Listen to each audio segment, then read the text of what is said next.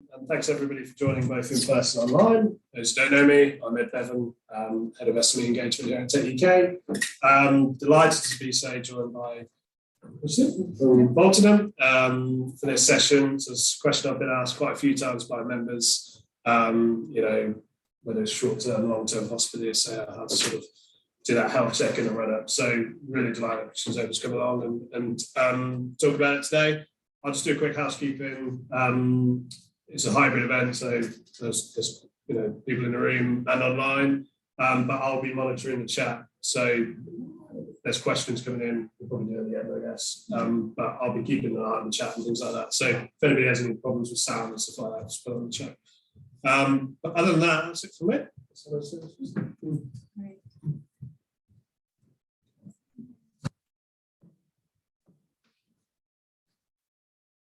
Thank you so much, Ed, and thank you everyone who's joining us today online and here. I'm Kristen Avon. I'm the Senior Legal Officer at Vaultinum.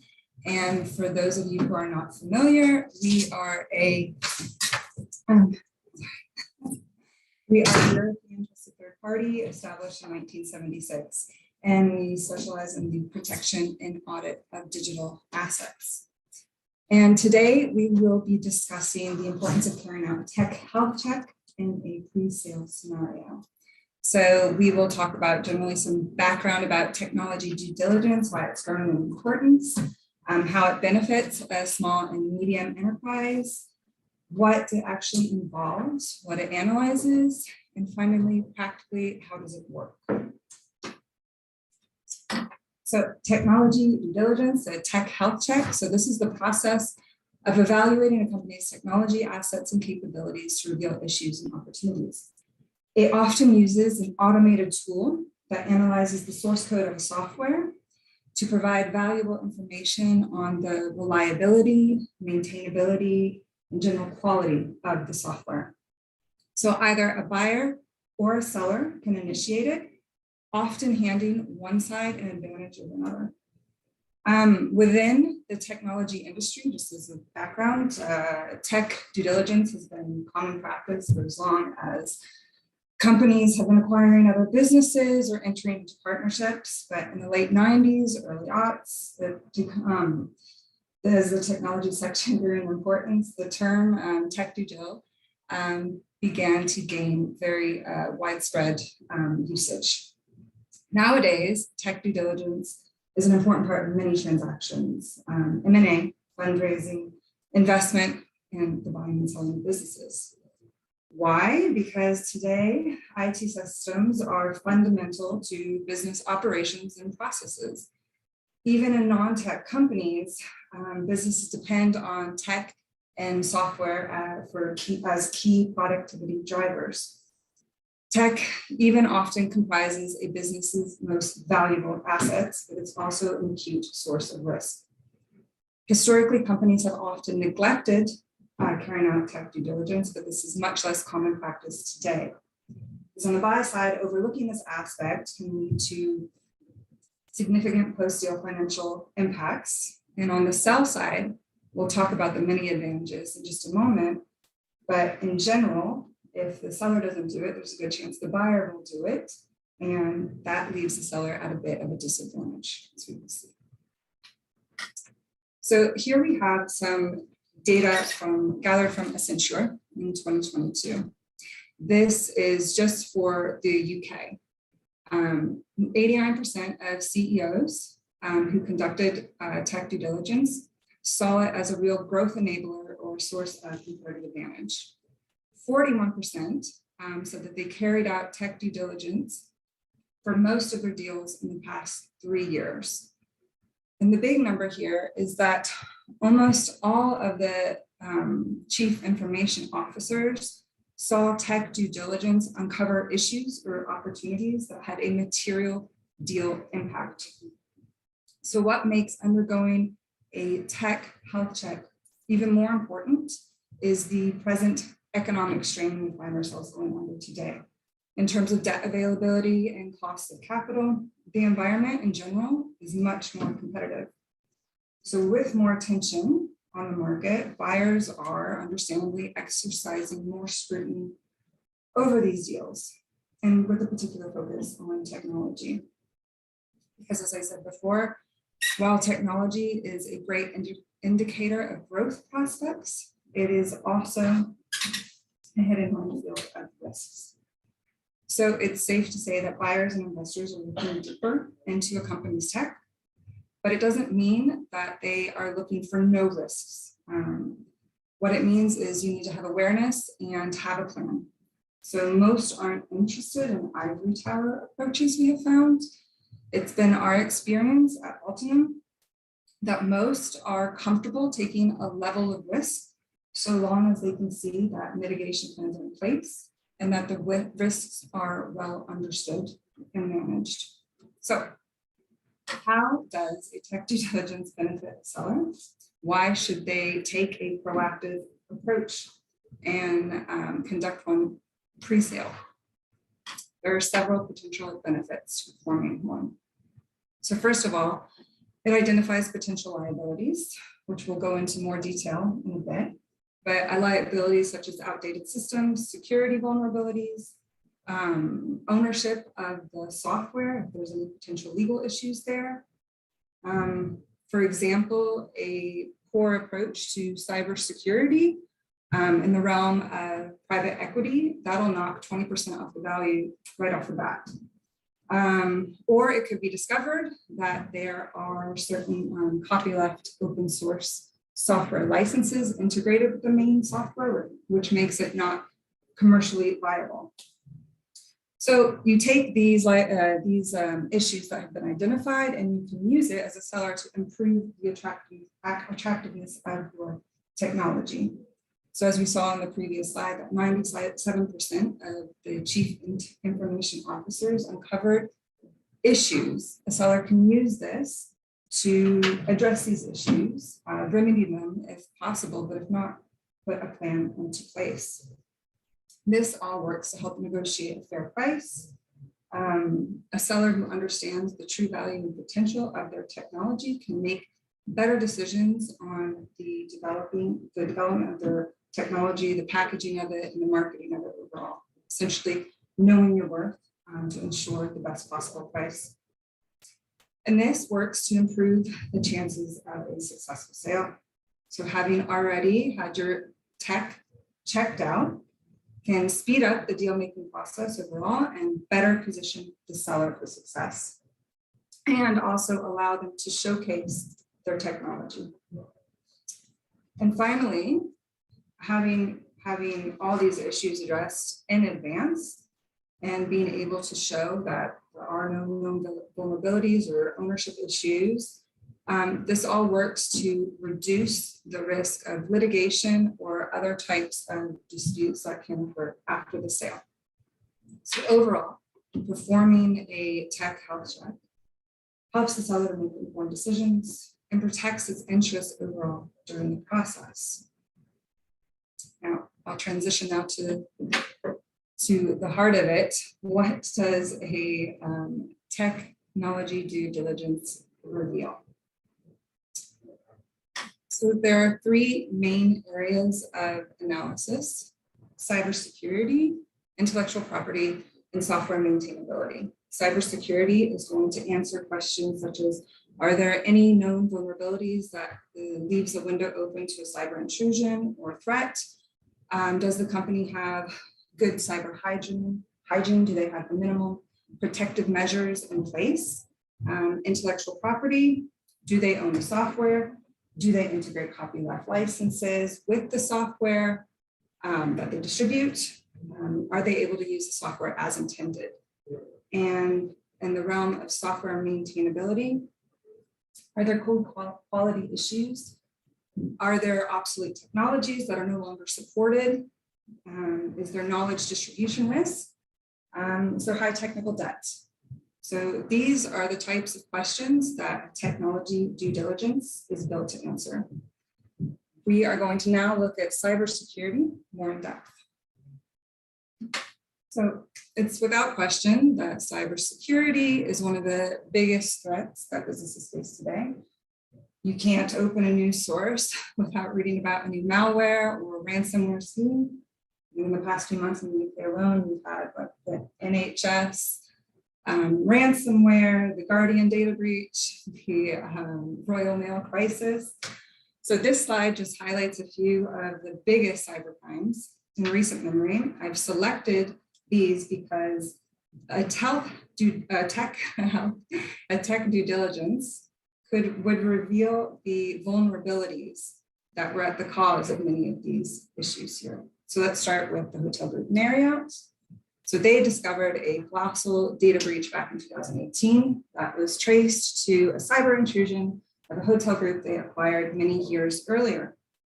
Marriott was subjected to numerous lawsuits, regulatory actions across multiple jurisdictions, costing them tens of millions of dollars. So Marriott, they didn't just acquire a company, they acquired cyber defects and ultimately were liable for them. Next, we have the Colonial Pipeline ransomware attack. So the Colonial Pipeline is the largest refined products pipeline, controlling 45% of the fuel on the US East Coast. Now, hackers were able to gain access through a VPN used by workers to access, to do remote work. But the problem is that the VPN didn't have multi-factor authentication. So this allowed hackers who had previously obtained valid credentials to get into their systems. And just, it was crazy. There was a spike in fuel prices, a gasoline shortage, and ultimately they paid the 5 million ransomware fine. And what's crazy here is that, I don't know about all you, but just for me to access my work laptop, not even remotely, I have to approve it via my phone. So these are basic cyber measures that most people now have in place. But here, this is a critical infrastructure that was exploited by what we can call an easy hack. So next is Wintermute. This is a more recent event, which has just lit the entire DeFi platform on fire. Hackers in this hack,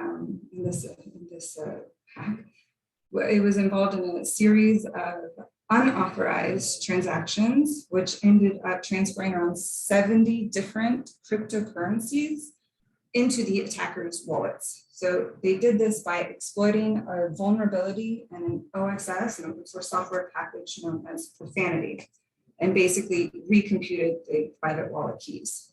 Now, finding vulnerabilities in open source software takes a notoriously long time, which makes it especially dangerous, but it is discoverable. So 2021 was the second year in a row that the UK topped the cybercrime density list. This is a 40% growth compared to 2020. But it's not just big companies or critical infrastructures that are being targeted. 45% of attacks target small and medium enterprises, according to the Center for Strategic and International Studies. But unlike larger companies, small companies have limited cyber defenses. And for businesses of all sizes, the average cost of disruption is around $200,000. For SMEs, this cost can be insurmountable, with 60% going out of business after being victimized. Cybercrime losses due to existing software vulnerabilities rose 64% in just over a year. And when we talk of losses, this is not just ransom paid.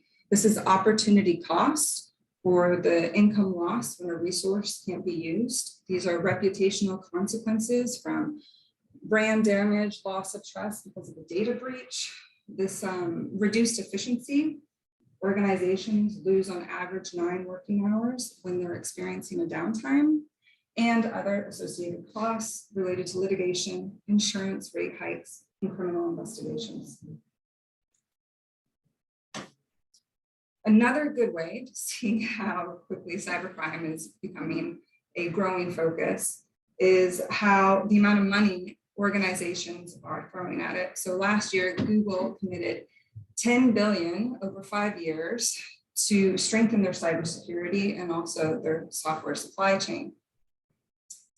In 2021, 17% of Fortune 500 companies appointed new board members with cybersecurity experience. This is up 8% from 2020.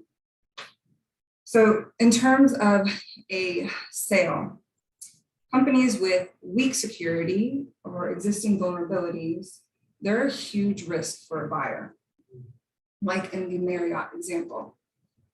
A tech due diligence can help identify these issues and offer reassurance upfront.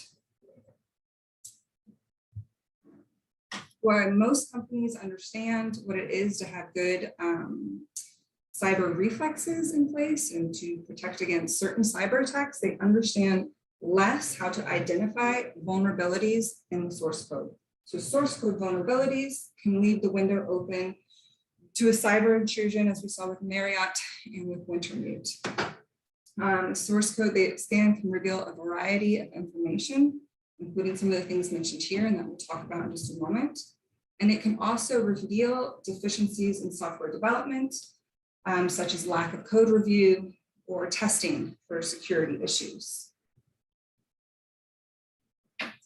Here we have a concrete example of a technology due diligence where the investor actually reassessed their investment based on the high cyber risk revealed by our source code scan.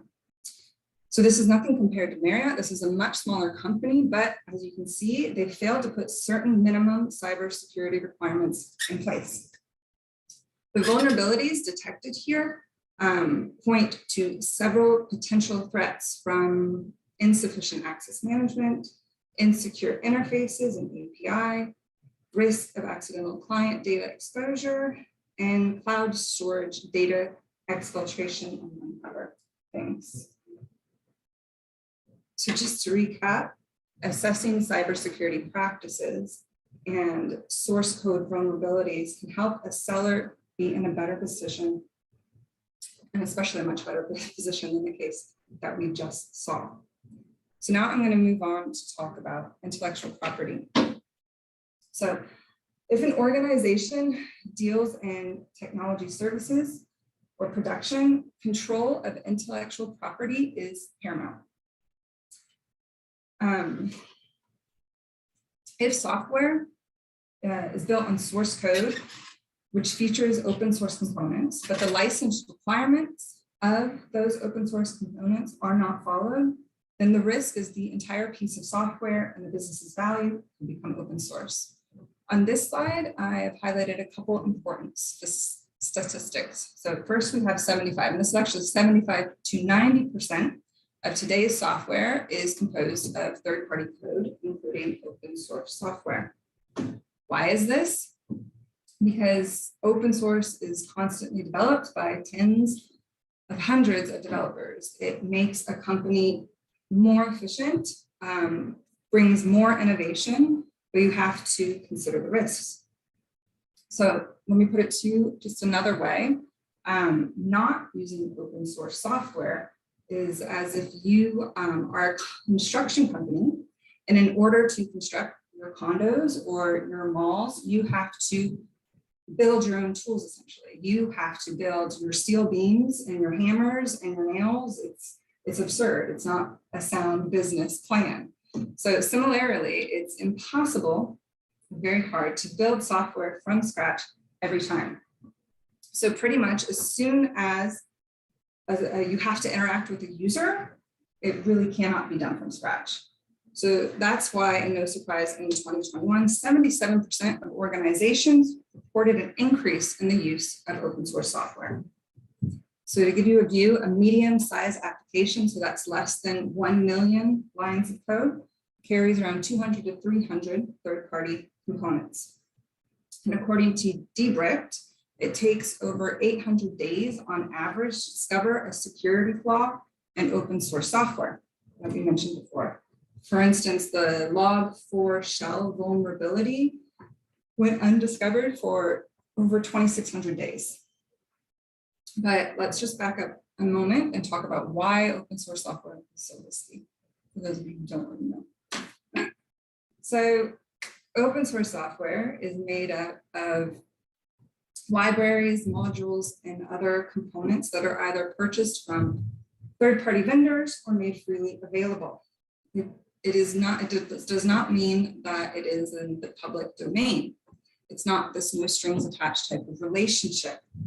Open source means that it's freely accessible and usable according to certain conditions.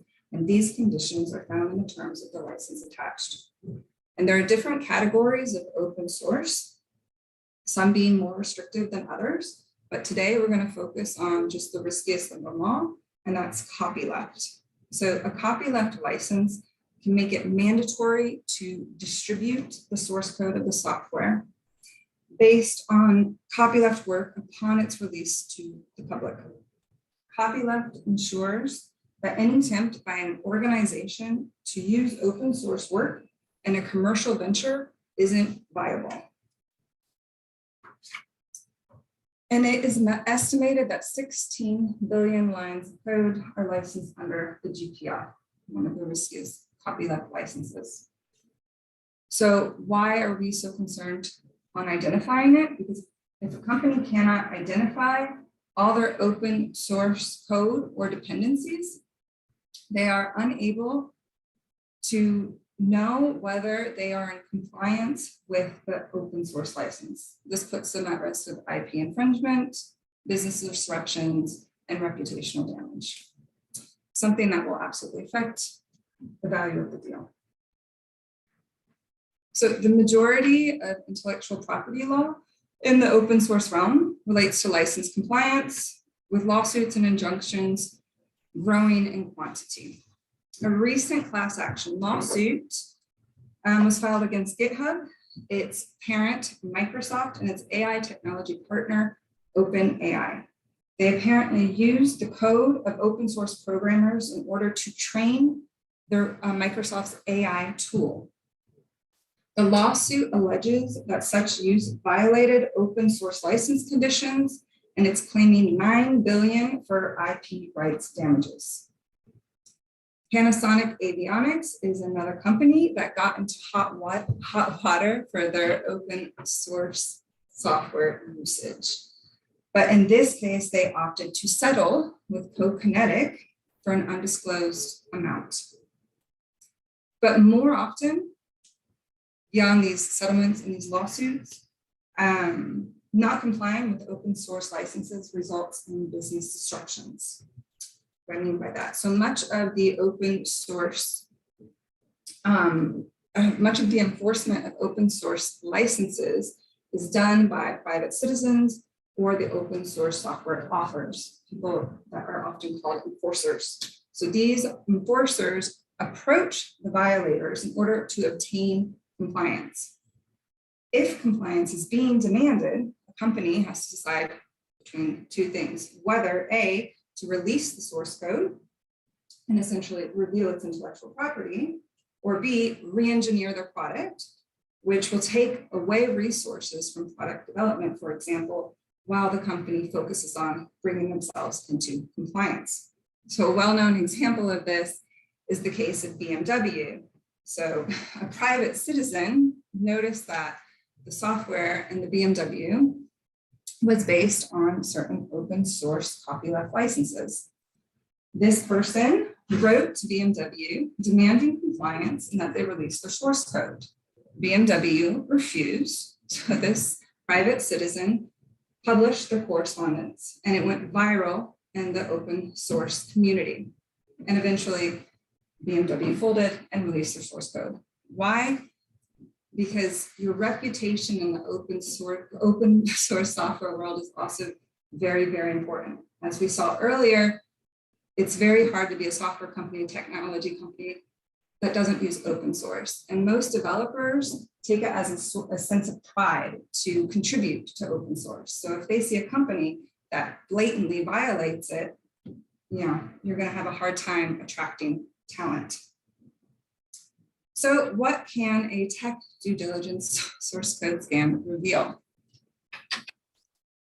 So it will not only identify all the open source code, but it will also highlight dependencies and outdated versions. So here we have another case study that we did.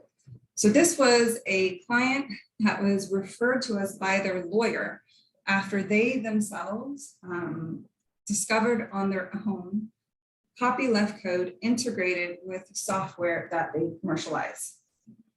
So right off the bat, we noted that the assessed company lacked an OSS inventory. This is a huge red flag, because when you lack that, you lack insight into how the open source software is being used. You have poor visibility on open source dependencies. And indeed, this company was non-compliant with a very important copyleft license, which would require it to release its source code.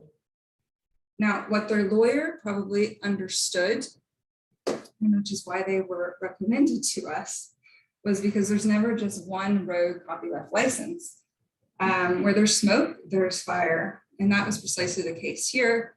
After our scan, you can see there were 800 components that were found with copyleft licenses attached to them. Another 966 with copyleft limited, which applies more to library license attached to them. It doesn't mean that all of these, that they were non-compliant with all of these licenses.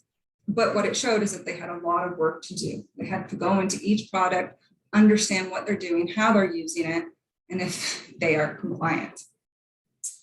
So in the end, the specific open source license they had an issue with, that reason they came to us, this open source software also provided a commercial version, but as you can imagine, they didn't have a very strong negotiating position. And they were going from a fully proprietary software to one that is now highly dependent on a commercial software license. But it could have been worse, right?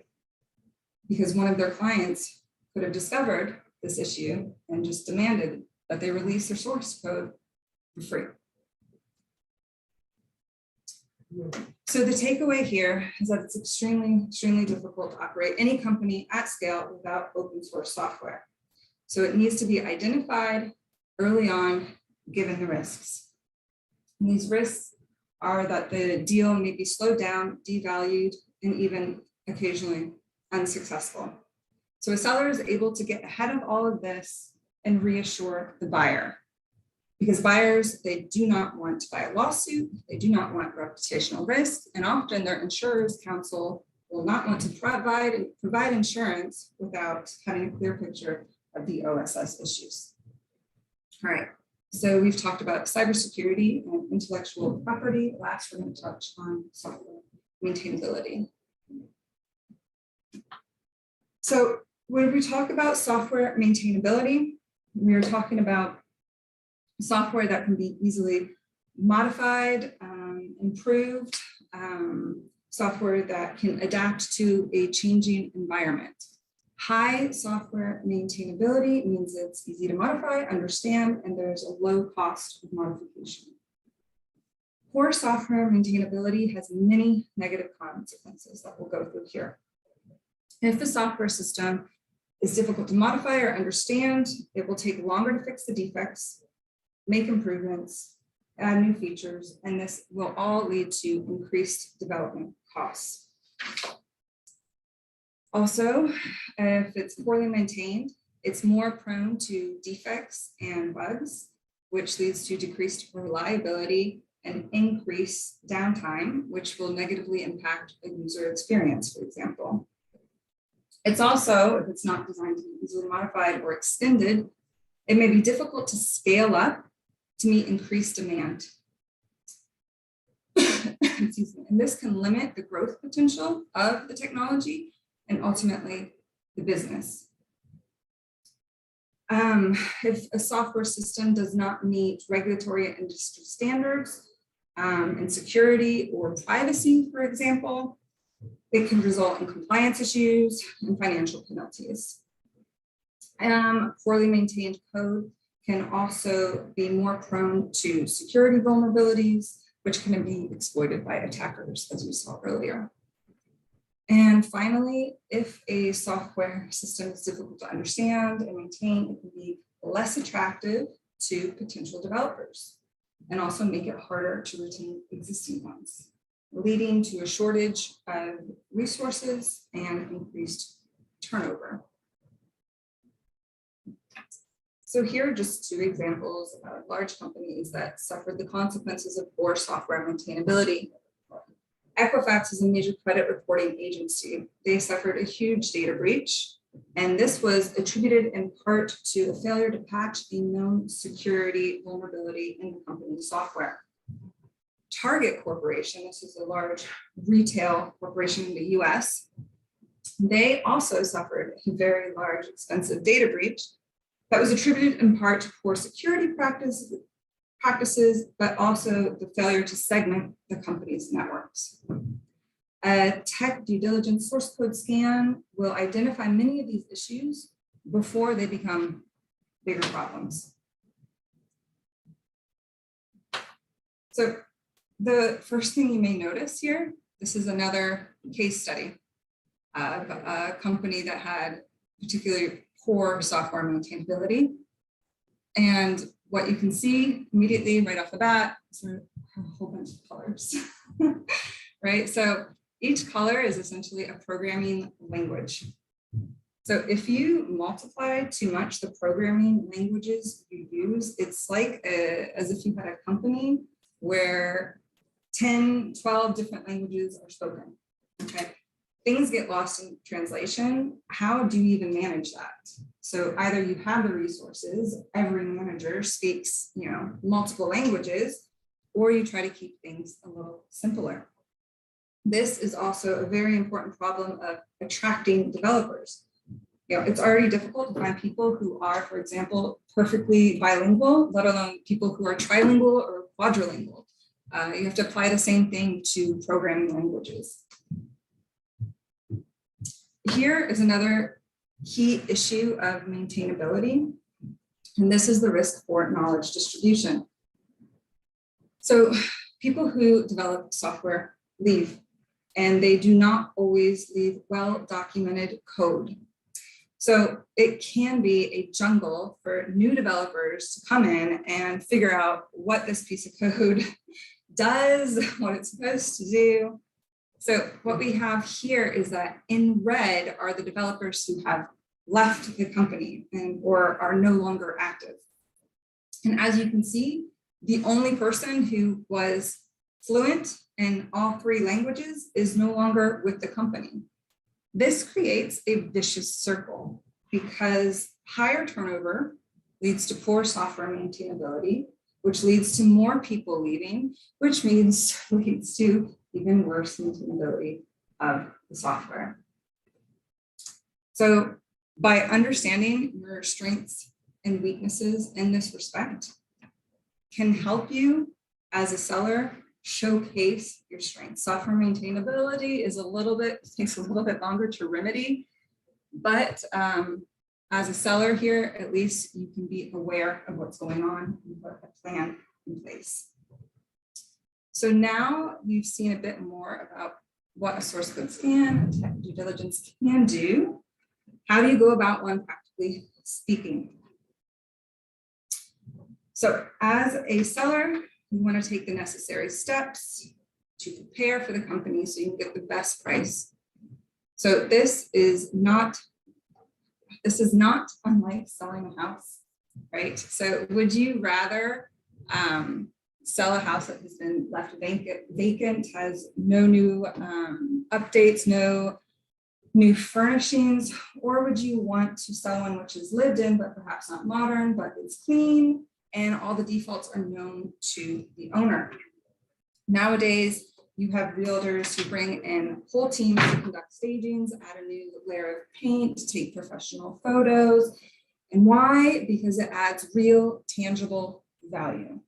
So if you're interested in a good price, you want to have a good understanding of what you have to work with and do a little bit of house cleaning.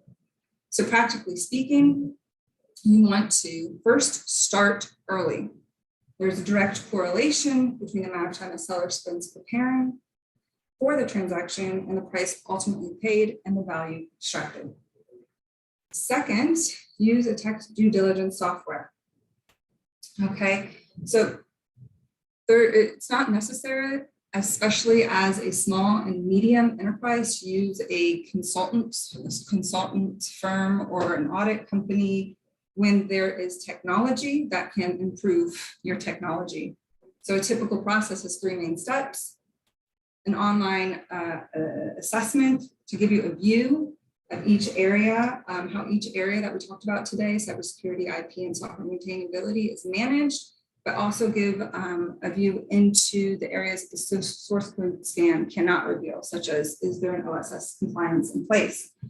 Second, source code scan, which we talked about in detail today. And lastly, a review of the results with expert recommendations. And third, you want to address the risks throughout the process.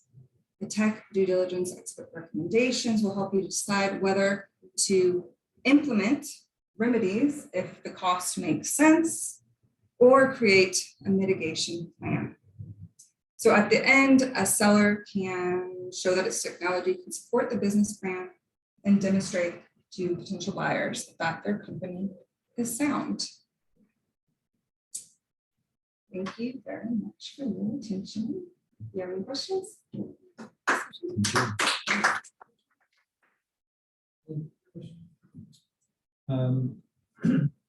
So do you also, it's largely online scanning, but yeah, in terms of, you mentioned about looking for and picking up whether or not an SME business has an asset register or an inventory of vehicles or software or quality, is that done through sort of questions as part of the process before the scan? Is that how you propose it? So for us, we do an online assessment. So we ask them at first if they have the policies in place, what those policies involve. And I would say it's like around 40% that will have an OSS compliance process in place. And they're not usually, I mean, it's not always something really fancy. It can be as simple as an Excel spreadsheet that they keep to track. No, I just wondered how you assess that through the it's what you offer, whether it's an online assessment. So we have several online assessments that cover cybersecurity, intellectual property, third-party software that's distributed, and third-party software that's used internally, software development, product operations. So a company can select from these, or if they're doing a full tech due diligence, we show them which ones are the most important that they need to be answering. And within those questionnaires, we have questions on their processes, their management habits, the things, like I said, the source code scan cannot pick up. Because as you said, that the asset register is quite important. On the deals that we work on, for those who don't know, I probably introduced before we joined. Well, I'm a lawyer for the law firm. We advise clients on M&A transaction private equity, so on the buy and the sell side. And it's surprising the number of deals that we see where the underlying business doesn't have an asset register. And without one, obviously that's a huge alarm bell for us that they don't know what's in there, how what confidence can we have on that deal. And so that's when we get third parties involved to sort of do scans on what open source is being used. Yeah, we found the same thing.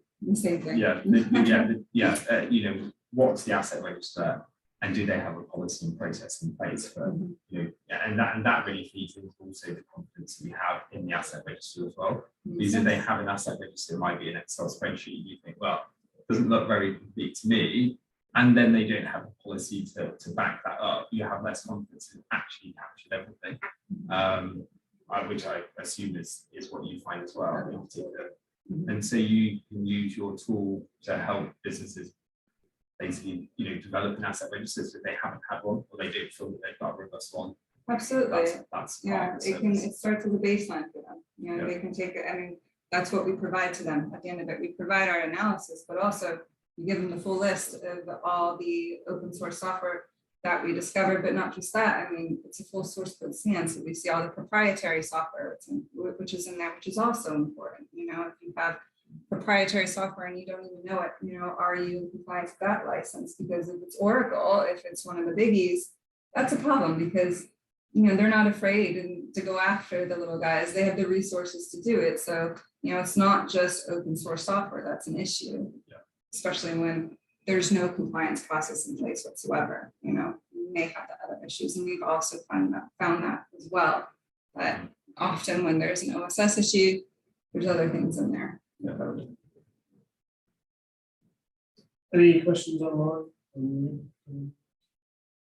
How much work do you do, if any, with warranty and indemnity insurance in relation to FDD, either either through by the seller or by during an M&A process, or directly as part of the W9 insurance review of disclosures as part of an M&A deal? So, Okay, understood. so in the case, typically an M&A deal would be now W9 back. So Right.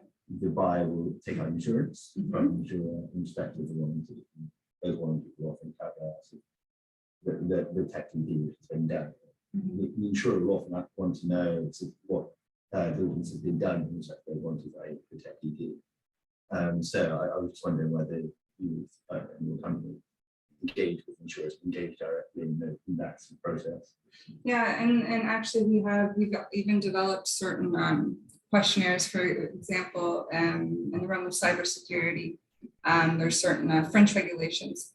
So we've developed questionnaires that satisfy just those regulations. So a company can go in there, they answer these questions, they know, yes, we're compliant with these regulations, or no, we're not, this is what we need to do to get up to speed.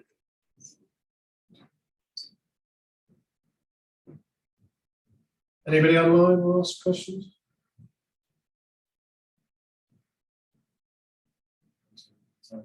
Any other questions in the room?